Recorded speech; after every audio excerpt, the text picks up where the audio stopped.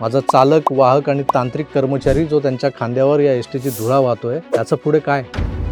त्याला ना वेळेवर पगार, ना पगारवाढ, ना वेतन आयोग, ना कुठली सुरक्षा, ना विलिनीकरण. पण मंत्र्यांसकट इतर सगळ्यांच्या नळीचं वराड सुरू आहे, ओरडतायत नुसते.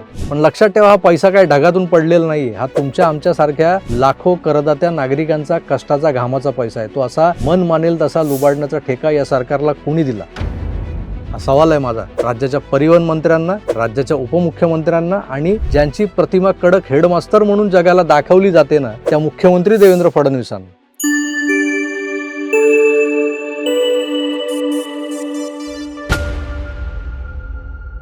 अलीकडे टाइम्स ऑफ इंडिया सारख्या मोठ्या नामवंत आणि विश्वसनीय दैनिकाच्या संभाजीनगर एडिशनमध्ये छापून आलेल्या एका बातमीवर काही राजकीय विश्लेषकांनी आपापली मतं जाहीर केली होती. मुळात ती बातमी काय होती तर state road transport corporations daily loss stood at 1.6 crore in 2025-26. 2025-2026 MRCTC म्हणजे आपलं एस टी महामंडळ, या मंडळाला 1,60,00,000 तोटा झाला आहे. ती बातमी होती. तर एस टी महामंडळाच्या 31 पैकी 23 विभागांमध्ये या फायनान्शियल इयरमध्ये सर्वाधिक आर्थिक तोटा झालेला दिसून आला आहे. आता 31 पैकी 23 विभागांमध्ये जर तोटा असेल, त्यामुळे जर का अशा तोट्यातल्या सेवा जबरदस्तीनं चालूच ठेवायच्या झाल्या तर सरकारी तिजोरीवर त्याचा परिणाम, त्याचा बोजा हा पडणारच आहे. तर दर महिन्याला एस टी कर्मचाऱ्यांचे पगार द्यायची वेळ आली की सरकारकडून मिळणारं अनुदान कधी महामंडळाच्या खात्यात पडतंय त्याकडे कर्मचारी डोळे लावून बसलेले असतात. म्हणजे सरकारने पैसे दिलेच नाहीत तर यांचे पगार देखील होणार नाहीत, अशी अवस्था आहे आज या महामंडळाची. मागे जो अभूतपूर्व संप झाला एस टीचा, त्यानंतर महायुतीचं सरकार आलं आणि या सरकारने पुढाकार घेऊन काही गोष्टी केल्या, त्यामुळे आज 7 तारखेला नाही तरी त्याच्या पुढे मागे 2-5 दिवस पण कर्मचाऱ्यांचा पगार हा दर महिन्याला होतोय. तरी याचा अर्थ सारं काही आलबेल झालंय असाही होत नाही. मागे आपण संप काळात एस टीच्या अर्थकारणासह त्यातल्या राजकारणावरही सविस्तर बोललेलो आहोत. आकार DG9 हे एकमेव चॅनेल होतं जे संप काळात जुलमी सरकारच्या विरोधात उभं ठाकलेलं होतं. पण तात्पुरती पगारवाढ आणि पगाराची हमी यावर कामगारही मागे हटले. संप मिटला, पण 115 कामगार बांधव या संप काळात दगावले. कुणी आत्महत्या केल्या, कुणाला भूक संपून गेली, तर कोणाला औषधालाही पैसे नव्हते म्हणून ते रुग्णशय्येवर त्यांनी जीव सोडला. या कामगारांच्या कुटुंबियांचं पुढे काय झालं याचा कधी कुणी विचार केलाय? त्या कामगारांच्या विधवांचं पुनर्वसन, त्यांच्या लेकरांचं शिक्षण, पोरींची लग्न कोण करणार? आणि लोक म्हणतायत की एस टी बंद करा. आजही काही लोक बिनधास्त आपलं मत मांडतायत की हे सातत्यानं तोट्यात जात असलेलं महामंडळ बंद करा. जरूर बंद करा, पण आधी मी विचारलेल्या प्रश्नांची उत्तरं द्या. या गरिबांचं काय करणार? आणि मग खुशाल बंद करा. एस टी म्हणजे महाराष्ट्राची जीवनवाहिनी आहे, नाही का? एक असं मस्त टॅगलाईन झाली आहे ती तोंडावर फेकायला. गावोगावी, खेड्यापाड्यात जिथं तुमची खाजगी वाहनं देखील पोहोचत नाही तिथं एस टी पोहोचलेली आहे. महाराष्ट्राच्या इतिहासातली अर्धी पिढी या एस टीच्या जीवावर शिकली, वाढली, तगली. राज्याच्या दुर्गम भागातला गावकरी हा तालुक्याच्या गावात दवाखान्याला किंवा शाळा कॉलेजला, बाजार हाटाला एस टीमुळेच पोहोचत होता आणि आजही एस टीमुळेच पोहोचतो. म्हणूनच एस टीला महाराष्ट्राची जीवनवाहिनी म्हटलं जातं. 1990 पर्यंत नफा कमवून देणारी एस टी अचानक तोट्यात चालली आणि त्यानंतर किमान 35 वर्ष ही या सो कॉल्ड तोट्याची चर्चा बाजारात सुरू आहे. त्याला संचित तोटा असं म्हटलं जातं. काय प्रकार आहे? एस टीच्या तिकीट विक्रीतून जमा होणारा महसूल हा कसा आणि कुठे वापरला जावा यासाठी जे बाबू लोक, सनदी अधिकारी या महामंडळाच्या बोकांडी बसवले जातात, तेच मुळात महामंडळाच्या बदहाल आर्थिक स्थितीला कारणीभूत आहेत. मूलतः ना नफा ना तोटा या तत्वावर या महामंडळाची 1960 साली स्थापना झाली होती, जी राज्यातल्या नागरिकांना सार्वजनिक वाहतूक सेवा देण्यासाठी निर्माण केली गेली होती. त्या महामंडळाकडून नफ्याची अपेक्षा कशी करता तुम्ही? नफ्याची अपेक्षाच करणं मुळी चुकीचं आहे. तरीही तोटा का होतोय याची कारणं शोधली पाहिजेत, पण ती कारणं शोधण्याऐवजी एस टी सेवाच बंद करा असा जो काही तर्कट मांडतात ना, त्यांना काय म्हणायचं आपण? एस टीचा विषय खूप खोल आहे. माझ्या चॅनलवर अख्खी प्लेलिस्ट आहे एस टीच्या विषयावरती. लढा विलिनीकरणाचा या नावानं ती प्लेलिस्ट आहे, बघा तुम्ही. त्यात अनेक मुद्दे, अनेक पैलू चर्चेत आणलेले आहेत आपण.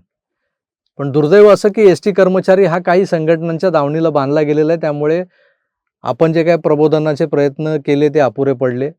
पण अलीकडेच माझ्या निदर्शनास एक बाब आली आहे, ज्यातून मला वाटतं आमच्या सुज्ञ प्रेक्षकांना कळून चुकेल की एस टी महामंडळाचं नुकसान राहू द्या बाजूला, सरकार नको त्या ठिकाणी पैसा खर्च करून काही ठराविक लोकांचा फायदा करून देतंय.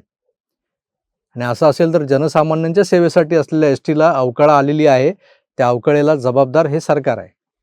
राज्य परिवहन कोल्हापूर विभागातल्या आजरा तालुक्यातल्या कसबा उत्तूर या ठिकाणी 655 स्क्वेअर फूट मोजमापाचं एक बैठी वास्तू असलेलं बस स्थानक बांधण्याचं टेंडर काढण्यात आलंय. एक बस स्थानक बांधताना त्या स्थानकाच्या नियंत्रकांना बसण्यासाठी, ड्रायव्हर कंडक्टर यांच्या विश्रामासाठी रेस्टरूम म्हणतात तेवढी पुरेशी जागा, प्रसाधनगृह त्या ठिकाणी असावी, लोकांना प्रतीक्षागृह असावं, वेटिंग लाऊंज वगैरे, शेड असावी, फलाट असावा जिथे गाड्या उभ्या राहतील. अशा परिमाणांसह सदरहू बसस्थानक जर बांधायला घेतलं तर किंबहुना भलतंच आलिशान मानलं तरीही 80 ते 90 लाखांच्या वर त्याचा खर्च जात नाही. मी फार जबाबदारीने बोलतोय बरं का. मी स्वतः व्हेरीफाय करून घेतलं एका आर्किटेक्ट कम बिल्डरकडून की नेमका कितीचा खर्च येऊ शकतो या बांधकामाला. तर तो 1 करोड रुपयांच्या आतच आहे, 80-90 लाख किंवा 1 करोड. पण जर का तुम्ही या मंजूर टेंडरची प्रस्तावित किंमत पाहिली तर अचंब्यात पडाल. स्क्रीनवर मी दाखवतोय बघा. तब्बल 4 करोडचा चुना लावायला निघाले ते लोक.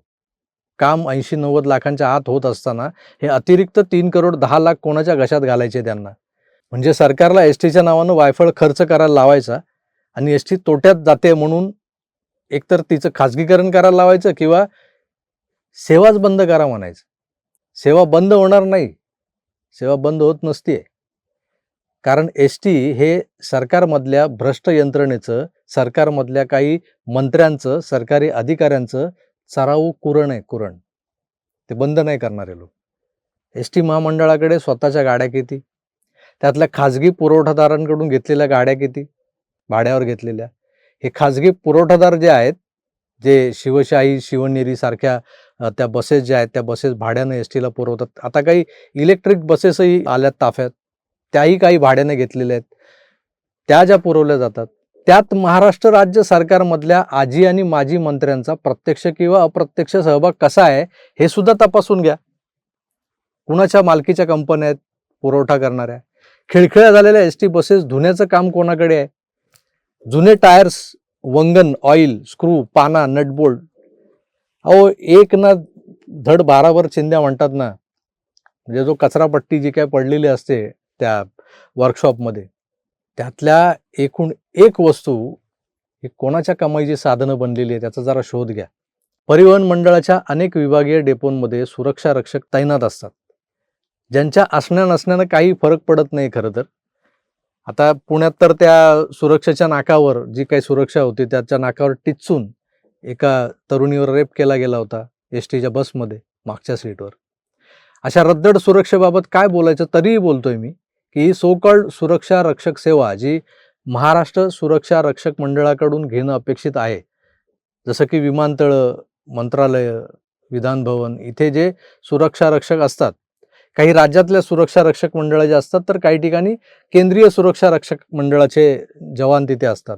महाराष्ट्र सुरक्षा रक्षक मंडळाच्या या सेवा घेण्यासाठी एका जवानामागे किमान वेतन कायद्यानुसार सगळे नॉर्म्स कंप्लीट करून 675 रुपये प्रतिरक्षक प्रतिदिन, हे मी कोल्हापूर जिल्ह्यापुरतं सांगतोय. जसं शहर बदलतं तिथलं राहणीमान, तिथलं जे काही महागाईचा निर्देशांक वगैरे जो आहे त्याचा विचार केला थोडीफार रक्कम वाढते. ही जी काही संख्या आहे डेली वेजेसची. तर मी हे कोल्हापुरातलं सांगितलं. 675 रुपये प्रति माणसी द्यावे लागतात.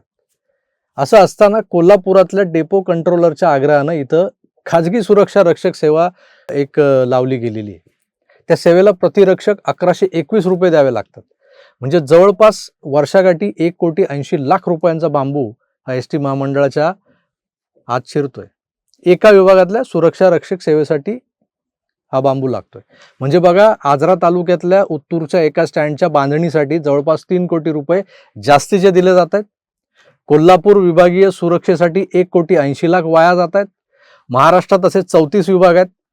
सगळीकडे कोट्यावधींचा भ्रष्टाचार सुरू आहे, जो विनाकारण कुठल्या तरी त्रयस्थांच्या तुंबड्या भरण्यासाठी केला जातोय. हा सगळा खर्च कामचुकार आणि भ्रष्ट बाबू लोकांच्या पगारांवर केला जाणारा करोडोंचा खर्च, त्यांच्या गाड्या, त्यांना दिल्या जाणाऱ्या सुविधा, त्याचबरोबर परिवहन हा विषय ज्याला समजतोय त्यालाच या खात्याची जबाबदारी देण्याबाबतची उदासीनता, या सगळ्यांमुळं या एस टी महामंडळाची पुरती वाट लागलेली.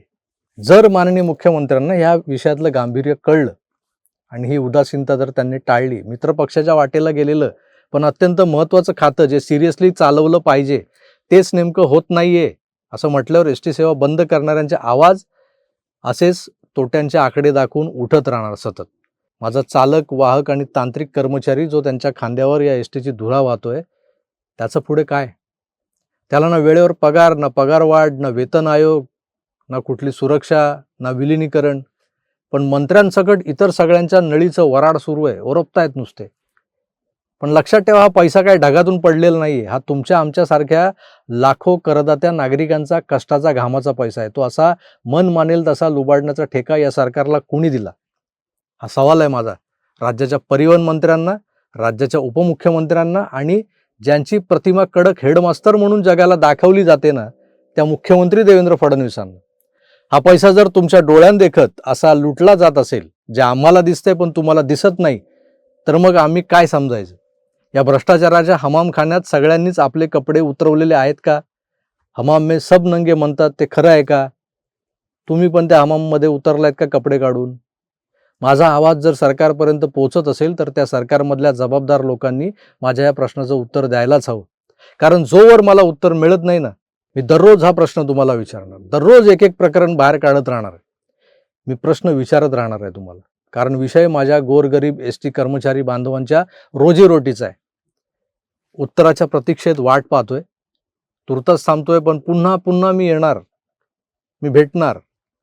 तोवर आपली काळजी घ्या आणि पाहत राहा आपलं आवडतं यूट्यूब चॅनल आकार DG9. धन्यवाद. नमस्कार.